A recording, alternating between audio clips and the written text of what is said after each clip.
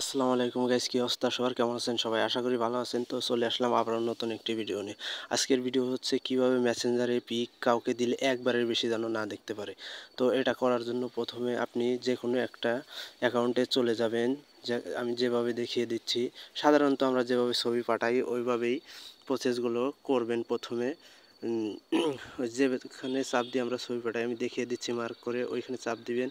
চাপ দেওয়ার পরে যে কোনো একটা ফটো সিলেক্ট করে নেবেন। সিলেক্ট করার পর সরাসরি সেন্ডে চাপ না দিয়ে এডিট বাটনটা যে আছে সাদা এডিট বাটন মার্ক করে দেখিয়ে দিচ্ছি, এই যে এডিট বাটনে চাপ দেবেন। চাপ দেওয়ার পর প্রথমে আপনাদের এরকম আসবে না ভিউ অনস, এইখানে একবার চাপ দেবেন। আমি একবার করছি তো এর জন্যে।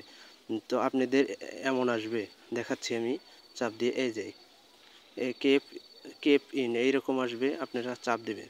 চাপ দেওয়ার পর ভিউ অনস লেখা আসলে তখন আপনারা ফটোটা সেন্ড করে দিবেন। সেন্ড করে দিলেই যার কাছে আপনি ফটোটা দেবেন সে একবারের বেশি দেখতে পারবে না এবং ডাউনলোড দিতেও পারবে না, স্ক্রিনশটও দিতে পারবে না। তো আজকের মতো এ পর্যন্তই, দেখা হচ্ছে নতুন কোনো ভিডিওতে। ততক্ষণ পর্যন্ত সাপোর্ট করতে থাকুন, ভালোবাসা দিতে থাকুন। তো আশা করি ভিডিওটি ভালো লাগছে। ভিডিওটি ভালো লাগলে লাইক কমেন্ট শেয়ার করবেন।